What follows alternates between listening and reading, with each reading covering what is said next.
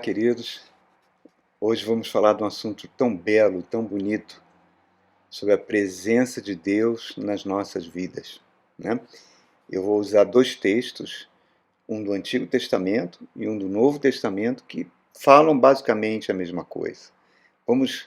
Convido você a abrir sua Bíblia, lá em Isaías capítulo 57, verso 15, que diz assim: Pois assim diz o alto e sublime, que vive para sempre, e cujo nome é santo. Habito num lugar alto e santo, mas habito também com contrito e humilde de espírito, para dar um novo ânimo ao espírito do humilde e novo alento ao coração do contrito. Agora, a mesma coisa dita pelo Senhor Jesus no seu discurso de despedida que ele fez aos seus discípulos na noite de Quinta-feira Santa. Está em João capítulo 14, verso 18, diz assim: Não os deixarei órfãos, voltarei para vocês. Dentro de pouco tempo o mundo não me verá mais. Vocês, porém, me verão, porque eu vivo, vocês também viverão. Naquele dia compreenderão que eu estou em meu Pai e vocês em mim, e eu em vocês. Quem tem os meus mandamentos e lhe obedece, esse é o que me ama, e aquele que me ama será amado por meu Pai. E eu também o amarei e me revelarei a ele. Então disse Judas, não os Iscariotes: Senhor, por que te revelarás a nós e não ao mundo? Respondeu Jesus: Se alguém me ama, obedecerá à minha palavra. Meu Pai o amará, nós viremos a ele e faremos morada nele. Promessa maravilhosa de Deus para as nossas vidas. Reparem, Isaías, nesse verso, fala sobre dois atributos do nosso Deus. Um é a transcendência de Deus. É aquele Deus que habita num alto e sublime trono. Aquele Deus cujas nações não passam de uma gota num balde. Né? Aquele Deus super poderoso que criou todo o universo. E esse ser tão divino, isso ele está falando da transcendência de Deus, mas ele fala ao mesmo tempo da imanência de Deus. Deus dizendo que habita no coração de uma pessoa humilde e contrita. E Jesus repete isso de outra forma. Jesus é a revelação máxima de Deus. O profeta Isaías já previa isso quando chamava ele de Emanuel, Deus conosco. E Jesus Cristo, quando ele fala, quando você ama a minha palavra, obedece os meus mandamentos, eu e o meu Pai iremos fazer morada em você. Como ele faz morada? Através da terceira pessoa da Santíssima Trindade. O Santo Espírito de Deus, que é o próprio Deus. É Deus atuando em nós. Irmãos, diante dessa realidade espiritual, nós não precisamos de mais nada na nossa vida. Nós temos tudo que precisamos para ter uma vida plena e abundante. Mas por que muitas vezes a nossa vida não é assim? Qual o problema disso? O problema é que nós não percebemos a presença do Espírito Santo em nós, a presença do próprio Cristo em nós. Jesus, quando está se preparando para ir para Jerusalém, já no finalzinho do seu ministério, lá nos ribeiros de Hebron, ele faz uma pergunta para os seus discípulos, fala assim: quem as pessoas dizem que eu sou? Os discípulos, uns dizem que você é Jeremias, outro diz que você é Elias, um diz que é João Batista que ressuscitou. E vocês? Quem vocês dizem que eu sou? E o apóstolo Pedro vai dizer: tu é o Filho do Deus vivo. Né? Tu é o próprio Deus. É uma revelação fantástica. Jesus, em várias ocasiões, revela a sua divindade. Quando ele vira para a geração de judeus contemporânea a ele, fala: vocês querem um sinal? O sinal que será dado é o sinal de Jonas. Mas aqui está quem é maior do que Jonas. A rainha do sul, falando da rainha de Sabá, ela atravessou toda a Arábia para encontrar com Salomão. E aqui está quem é maior que Salomão. Vocês falam da grandeza do templo, aqui está quem é maior do que o templo. Vocês falam da santidade do sábado, aqui está quem é maior do que o sábado. Antes de Abraão existir, eu sou. Declarações fantásticas que Jesus fez nos evangelhos, mostrando para os judeus que ele é o próprio Deus que os conduziu pelo deserto durante 40 anos. É o próprio Jeová encarnado num ser humano. Mas reparem, além da parte divina de Jesus, a parte humana de Jesus era fascinante. Suas palavras eram fascinantes. As pessoas acordavam de madrugada para ouvi-lo falar, pregar a palavra. Ele conseguia cativar o coração das pessoas. Já se passou 2021 anos e a gente não para de falar de Jesus. E não vai parar até a volta dele. As suas explicações nas parábolas sobre a vida em si é algo fantástico. E reparem, queridos, se ele não fosse o próprio Deus encarnado, a igreja não teria nem sobrevivido nem em Jerusalém, onde ela começou. Então, ele está fazendo uma promessa maravilhosa aos discípulos que coincide com a promessa que Isaías também está narrando ali. Eu habitarei com vocês. E depois ele fala, eu estarei convosco até o final dos tempos. Eu tenho toda a autoridade sobre céus e terra. Então ele estará comigo e com você nas nossas lutas, nas nossas provas.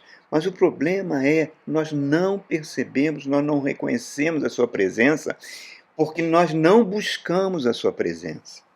A presença do Espírito Santo, que é uma pessoa que fala. Eu quero contar uma história aqui para a gente fazer uma analogia disso que eu estou falando. Uma história verdadeira que aconteceu há uns 10 anos atrás com um piloto de um voo comercial muito experiente, chamado Jim O'Neill. Ele tinha 65 anos e mais de 30 anos de voos, e ele fazia uma rota regular que vinha da Escócia para a Inglaterra. Um avião mais ou menos comercial de passageiros, com 30 pessoas a bordo, um avião pequeno. Mas ele fazia isso sempre, era um piloto muito experiente. Depois de 40 minutos de voo, ele saindo da Escócia, já entrando em território inglês, ele perde a visão. Depois foi dito que ele teve um derrame naquela hora. Perdeu completamente a visão. E não tem piloto, era só ele. E ele não queria transmitir isso para os passageiros, senão seria um pânico. Tenta imaginar, um voo completamente cego. E ele começa a mandar várias mensagens para as torres de comando, pedindo socorro, socorro. Aquela situação, uma tragédia se aproximando. Aí uma torre de comando consegue fazer um contato com um major da Força Aérea Inglesa que estava pousando um caça. Paul Gerard, o nome dele. E aí a torre fala, olha, decola e emparelha lá com o avião do Jim O'Neill, vê se você consegue ajudá-lo. O Paul decola com o avião de caça, localiza o avião do Jim O'Neill e emparelha ao lado dele e pelo rádio vai falando com ele. Essa conversa depois foi revelada pela BBC de Londres. E ele fala, Jim, você consegue ver alguma coisa? Ele falou, não consigo ver nada, eu estou completamente cego. Calma, Jim, calma, você não está sozinho, eu estou aqui para te ajudar, eu vou te ajudar a fazer um pouso seguro, vamos juntos, fica tranquilo. Você consegue ver os equipamentos aí? Consigo.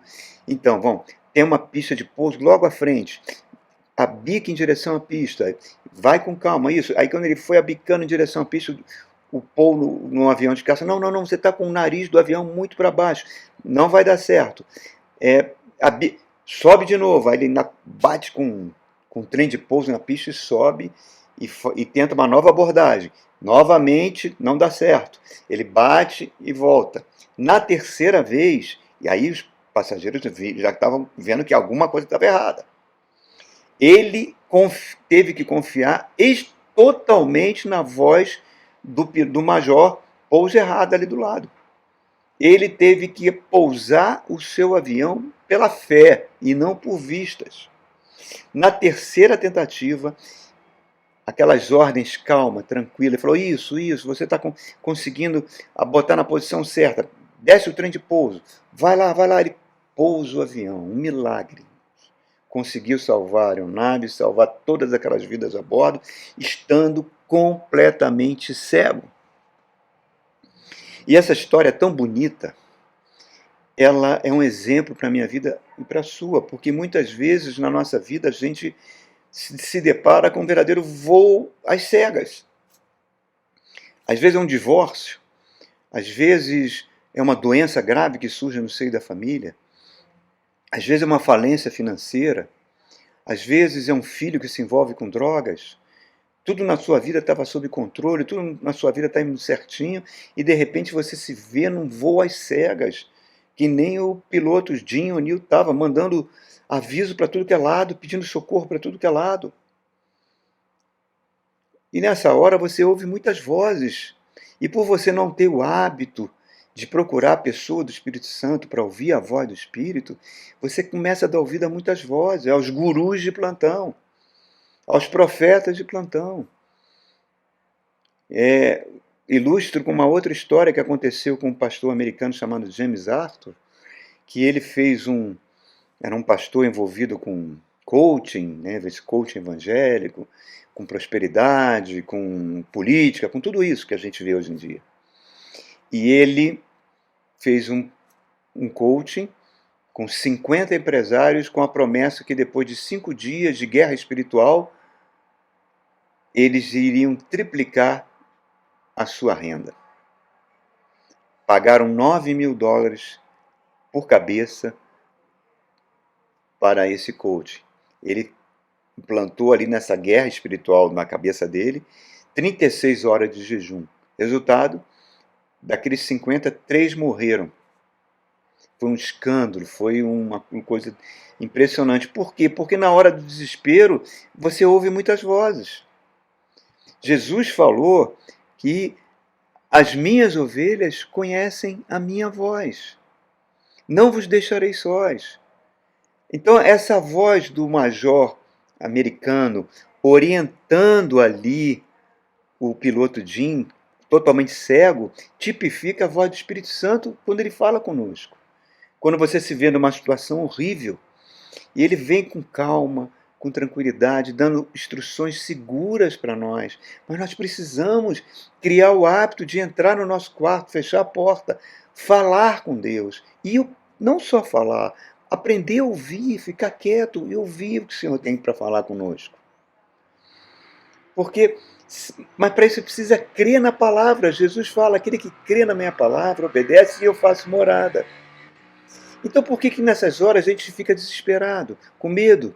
A gente corre para o remédio da tarja preta, a gente vai fazer empréstimos com juros altíssimos para quitar dívidas que a gente já fez.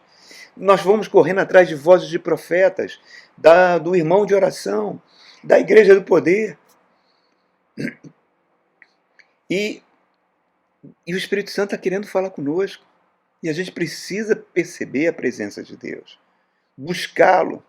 Buscar o Espírito. Uma das maneiras, uma das pistas porque a gente não ouve a voz de Deus é aquilo que Jesus fala. Um rico dificilmente entrará no reino dos céus. É mais fácil um camelo passar no fundo, no buraco da agulha. Mas você fala, mas pastor, então isso comigo não acontece, eu não sou uma pessoa rica. Mas essa riqueza que afasta as pessoas de Deus não é só uma riqueza financeira. É tudo aquilo que nos faz feliz, que a gente ama e que nos torna independentes de Deus. Pode ser o dinheiro, pode ser uma prosperidade, pode ser uma saúde de ferro, pode ser beleza, pode ser popularidade, pode ser um salário altíssimo. Então, várias situações que fazem a gente não buscar Deus, que a gente acha que nossa vida está sob controle. É que nem aquela pregação que nós temos aí no YouTube sobre cuidado com os deuses dos amorreus. Nós vamos levantando ídolos no nosso coração invisíveis. E esquecemos que nós estamos num ambiente de guerra espiritual, num mundo tenebroso. E que não devemos ficar iludidos. A Bíblia fala na segunda carta aos Coríntios que você não deve fixar os olhos naquilo que você está vendo, que é transitório, e sim naquilo que você não vê, que é real. Provérbios capítulo 1 diz que a sensação de bem-estar faz a pessoa louca achar que está tudo bem, e esquece que aquele tudo bem pode ser um caminho de morte para ela. Então, é muito infantil você achar, venha para Jesus, que você vai estar no mar de rosas, que tudo vai correr bem. É aqueles testemunhos que você ouve na rádio. Ah, eu vim para Jesus, comprei uma lancha, vim para Jesus, tripliquei meu negócio. E isso aí não é assim que a banda toca. O evangelho do nosso Senhor Jesus não é isso.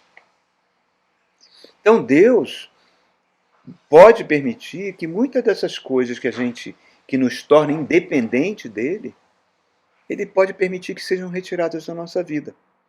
Pode parecer um pouco cruel, mas ao longo prazo é a melhor coisa que pode acontecer conosco. Porque todas as coisas cooperam para o bem daqueles que amam Deus. Deus quer nos dar uma felicidade completa, eterna. E isso só pode advir de um relacionamento íntimo com Ele. Reparem, queridos, essa capacidade de auto-engano nossa, ela pode tornar a vida intolerável. Certa vez perguntaram para C.S. Lewis, na década de 40, fizeram uma pergunta para ele sobre o relacionamento dos cristãos com esse mundo, né? E ele falou o seguinte: olha, eu entendo os cristãos como habitando num grande edifício. Parte desse é como se o mundo fosse um grande edifício. Parte desses cristãos acha que aquele edifício é um hotel 5 estrelas. E a grande maioria acham aquele edifício uma prisão insuportável. Uma prisão tipo as prisões do Brasil, onde tem 80 pessoas numa cela que só pode caber 5. Pois bem, aquelas pessoas que vêm para Jesus e acham que entraram num hotel 5 estrelas, à medida que elas vão conhecendo aquele edifício, né, que elas acham que é um hotel 5 estrelas, elas vão vendo o quê? Um vaso sanitário entupido, os lençóis sujos, a comida ruim. Então ela começa a chegar à conclusão que aquilo não é um hotel 5 estrelas, e sim é uma espelunca. E ela estava depositando toda a sua alegria em algo que não existia. Por outro lado, aquelas pessoas que consideravam a prisão horrível, né, à medida que elas vão se relacionando com Deus, fechando a porta do seu quarto, buscando a presença de Deus, orando, elas começam a ver que aquela prisão não é tão ruim assim.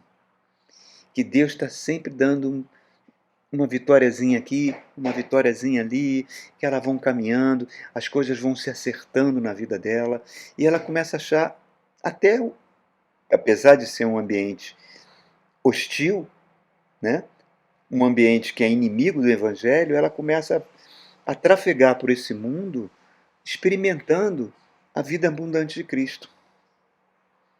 Então, é isso, irmãos. Jesus deu a receita. Aquele que ama a minha palavra, obedece os meus mandamentos, eu farei morada. Por quê? Porque Deus não quer que quando você tiver que estar no meio de um voo cego da sua vida, que você entre em desespero. Mas que, assim como aquele piloto do avião de caça, o Paul Gerard, ajudou o piloto Jim O'Neill a pousar o avião de segurança, o Espírito Santo quer fazer isso conosco. Quer nos orientar, quer que a presença dele, que é o próprio nome Yahvé Shammah, a presença, Deus presente nas nossas vidas, pouse, porque ele habita com humilde e com contrito de coração, de um povo seguro.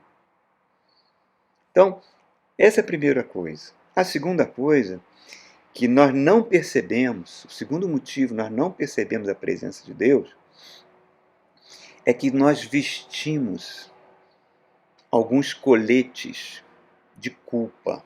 Estou usando uma linguagem figurada. No Tennessee, alguns anos atrás, eu não sei se essa lei continua em vigor, havia uma lei que dizia se um motorista era pego, embriagado, dirigindo, ele cumpriu uma pena de 3 dias. Ele tinha que vestir um colete laranja com letras garrafais dizendo: eu sou um motorista bêbado e irresponsável, e varrer as ruas. Era uma coisa humilhante, mas era uma coisa para mostrar a culpa que aquele homem tinha caso acontecesse algum acidente. E muitas vezes nós somos assim. Nosso armário, você abre, está cheio de coletes de culpa e de remorsos, né? E Satanás é mestre em confeccionar esses coletes. escolhas ruins que nós tomamos na vida, palavras que nós falamos que machucamos, atitudes que nós fizemos que ferimos pessoas e a nós mesmos. Isso vai produzindo remorso e vai produzindo culpa. Ah, eu desapontei meus pais. Ah, eu fui negligente com meus filhos. Ah, eu destruí meu casamento com adultério. Ah, enfim, eu fui desonesto com uma pessoa que confiava em mim, desleal. Enfim, isso vai produzindo sentimento de culpa, de remorso, que vai nos corroendo por dentro, irmãos. E produzem doenças no nosso físico. Certa feita, uma mulher muito bonita procurou, bonita e rica, procurou o pastor da igreja e pediu ao pastor que ela queria, depois que o culto acabasse, ela queria lavar os banheiros da igreja. O pastor achou aquilo estranhíssimo. Falou, não, minha irmã, não há necessidade, nós contratamos pessoas durante a semana para fazer essa tarefa. Não, mas eu quero fazer. Isso é entre eu e Deus, eu tenho que me permitir. Ela insistiu tanto que o pastor deixou. Então acabava o culto, lá ela ia com esfregão e, enfim, fazia a limpeza dos vasos sanitários do banheiro. E o pastor, incomodado com isso, tornou a conversar com ela e ela explicou. Pastor, eu tinha 19 anos, estava no auge da minha carreira de modelo, saí uma vez com um rapaz que eu conheci naquele mesmo dia e a gente teve relação, eu engravidei, eu nunca mais vi aquele rapaz. De repente eu me vi grávida e achei que aquela gravidez ia deformar o meu corpo, então eu cometi um aborto. E eu nunca mais me perdoei por isso. Então eu preciso fazer alguma coisa para que Deus me perdoe, para aliviar essa culpa. E o pastor explicou, irmã, isso é muito difícil o que você está pedindo, porque não é assim que funciona. Nós não temos como esconder, nem descartar, nem compensar as nossas escolhas erradas, atitudes erradas, com outras, entre aspas, espirituais. Esse processo de remoção de culpa que a senhora está fazendo é completamente falho. E o diabo está trazendo a senhora encarcerada, fazendo a senhora levar uma vida desgraçada. E aí vem à nossa mente aquela cena que Jesus Cristo está lá em Cafarnaum, no auge do seu ministério, está dentro da sua casa, e uma multidão ali, né, querendo ver as palavras de Jesus. Aí chegam 4 pessoas carregando um paralítico numa maca. A Bíblia não diz que aquele paralítico era um paralítico de nascença. Não, ela não diz isso. Esses homens sobem no telhado, tiram as telhas e descem a maca na frente de Jesus. Deve ter sido algo fantástico. E Jesus olha para aquele homem e fala uma frase: Filho, tem bom ânimo, os seus pecados foram perdoados. É como se ele estivesse dizendo assim: todas aquelas atitudes erradas que você cometeu, todas aquelas maldades que você fez, que geraram essa culpa horrível, que afetou o seu físico, que afetou a sua saúde física, e te colocou agora paralítico, eu estou dizendo que eu te perdoo, eu te perdoo.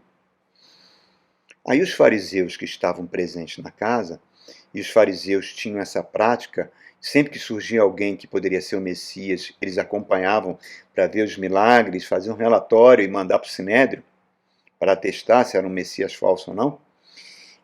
A Bíblia diz que eles não falaram, eles só pensaram. Falaram, quem é esse que perdoa pecados? Só quem pode perdoar pecados é Deus. E eles estavam certos no que eles estavam pensando.